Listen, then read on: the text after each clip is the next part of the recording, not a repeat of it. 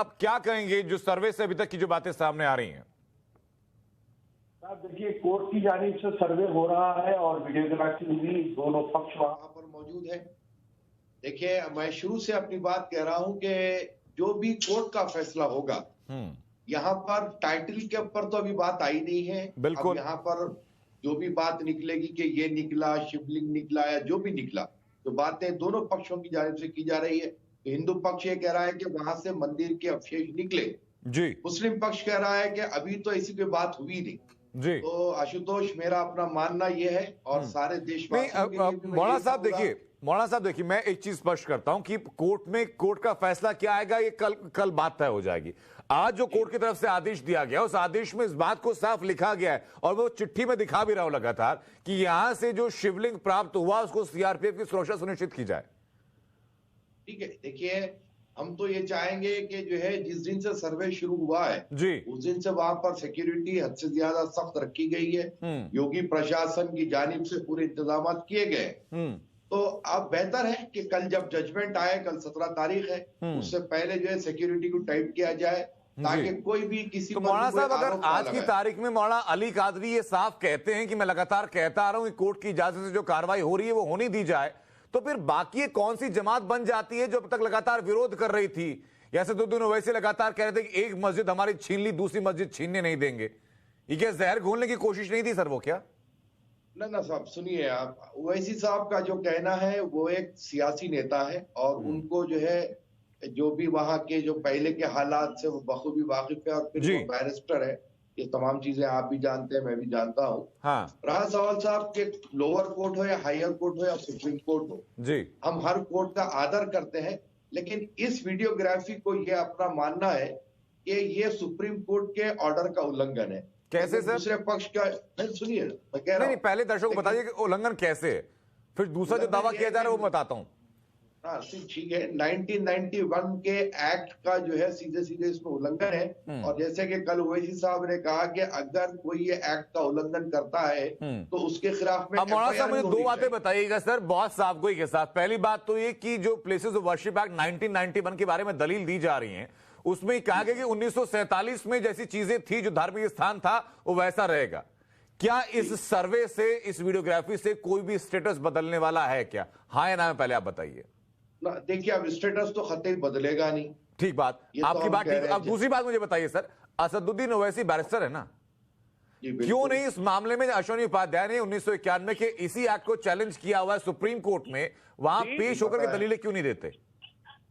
देखिए, आप वो तो जो है आपको पता है कि वो प्रैक्टिस में है नहीं। और रहा सवाल कि वो उनकी काबिलियत के हद तक भी आपको हमको इनकार होना चाहिए नहीं, क्योंकि वो अपनी सारी काबिलियत बताते हैं जी। मैं बताना चाहता हूं सर, काबिलियत नाकाबिलियत बात अलग और जहर घोलने की कोशिश अलग है। शैलेश तिवारी जी, असदुद्दीन ओवैसी जो है वह देश को तोड़ने वाला व्यक्ति है। उस व्यक्ति कहना चाह रहे हैं, मैं वापस लौट रहा हूँ मौलाना साहब। देखिए साहब, मैं एक ही बात कहूंगा कि हम जो ये चीजों को, कोर्ट के मामलात को जो कबूल करते हैं, एक भारतीय होने के नाते करते हैं और कोर्ट का आदर करना, संविधान को मानना हर भारतीय की जिम्मेदारी है। लेकिन अगर किसी के दिल में बाबरी मस्जिद है तो उसको तो आप निकाल नहीं सकते। कोर्ट का हमने आदर किया, नहीं जानते, हम तो विवादित खत्म हो गया, अब हमारा राम मंदिर बन रहा है। कादरी साहब, मुझे मौलाना साहब एक बात बताइए सर। देखिए, आस्थाएं, धार्मिक विश्वास अपनी जगह बात बिल्कुल ठीक है, लेकिन जब हम सेकुलरिज्म की बात करते हैं, जब हम सर्वधर्म संभाव की बात करते हैं, तो क्या इस बात का आदर नहीं होना चाहिए कि भाई अगर किसी ने इतिहास में गलतियां की, आज की तारीख में चीजें ठीक हो रही हैं, तो कम से कम अपने मन से भी उन चीजों को निकाल दें? साहब, एक और एक बात आपसे कहूं मैं कि अब इसको भी जो है अगर उन्वान ना बनाया जाए तो इतिहास की किताबों में कितनी छेड़छाड़ की गई, क्या आप इससे वाकिफ नहीं? अरे भारत का इतिहास ही गड़बड़ है। इतिहास जो लिखा गया वह वामपंथी लोगों के द्वारा लिखा गया। पाने के लिए संविधान का सहारा लिया गया, कोर्ट लोग गए। संविधान में आस्था नहीं है क्या?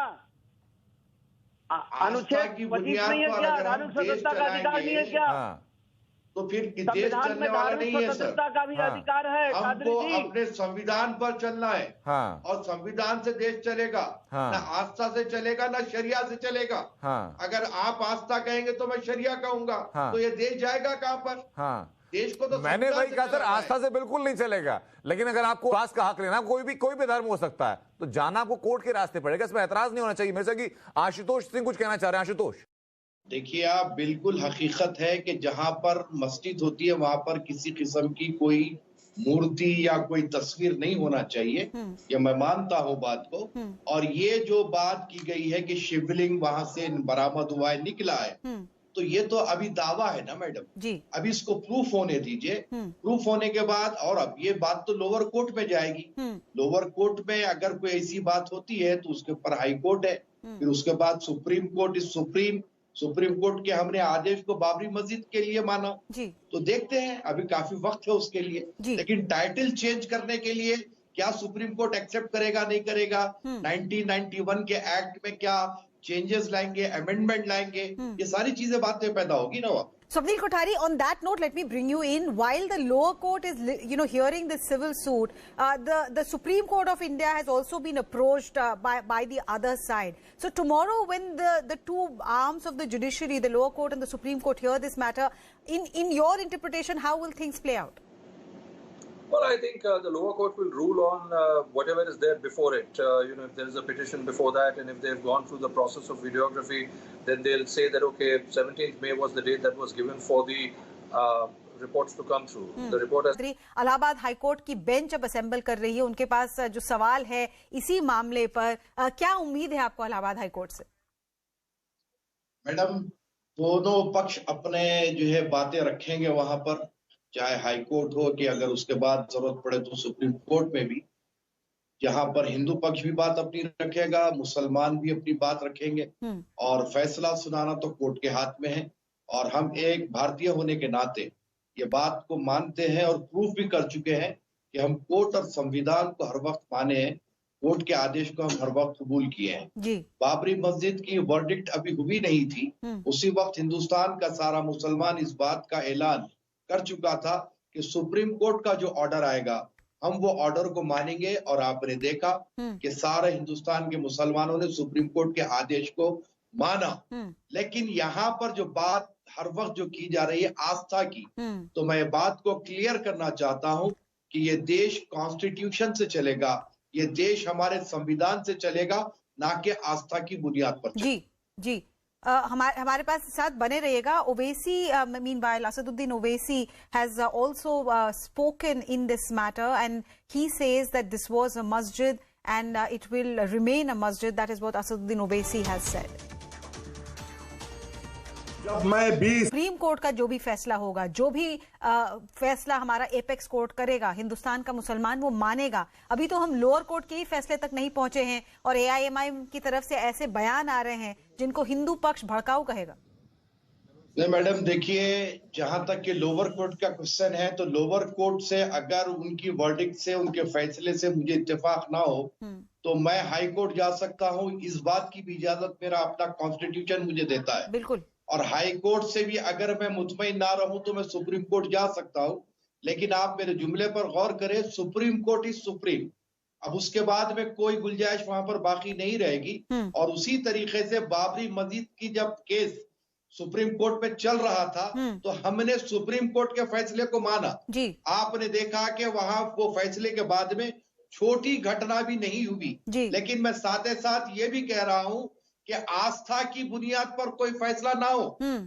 सुप्रीम कोर्ट की वर्डिक्ट जिस हिसाब से आई, आप जर्नलिस्ट हैं, आप सारे वो फैसले को पढ़े और देखें कि किस बुनियाद पर वो फैसला दिया गया है। कादरी साहब, मेरा सवाल बहुत बड़ा सिंपल सा था कि आपकी बात मैं समझ रही हूँ, आपको कॉन्स्टिट्यूशन ने अधिकार दिया है lower court, high court, supreme court तक जाने का, पर जब हम अभी तक कोर्ट का फैसला ही नहीं आया है, एक स्टेप भी नहीं लिया गया है लोअर कोर्ट के फैसले का, तब जब पॉलिटिशियंस जैसे ओवैसी हैं बाहर आकर कहते हैं कि हम एक और मस्जिद खोने नहीं देंगे, क्या ये इंप्रेशन नहीं जाता कि हम कुछ भी कर जाएंगे, चाहे कोर्ट का फैसला कुछ भी हो, हम अपनी बात पे कायम है ना? देखिए मैडम, ओवैसी साहब खुद संविधान को मानने वाले हैं और वो संविधान पर चलते हैं और वो पार्लियामेंट में बैठे हैं जहां पर कानून बनता है। तो उनकी जो बात है, आप शायद उनके पुराने स्पीचेस नहीं सुने हैं। जब बाबरी मस्जिद वर्डिक्ट के लिए जो है बात हो रही थी तो कई पब्लिक मीटिंग्स में मैं खुद भी उनके साथ में था और हम मुस्लिम कम्युनिटी से इस बात की अपील कर रहे थे कि सुप्रीम कोर्ट का जो फैसला आएगा हम वो फैसलों को मानेंगे। और सुप्रीम कोर्ट का फैसला ऐसे वक्त आया था जब प्रॉफिट मोहम्मद के बर्थडे सेलिब्रेशन था जी। सारे इंडिया में प्रोसेशंस निकलते थे, लेकिन वो हालात में भी मुसलमानों ने उस फैसले का विरोध नहीं किया। तो आप इसको प्रोवोकेशन नहीं मान रहे, आप नहीं मान रहे कि ये प्रोवोकेशन है। Let me see if Swapnil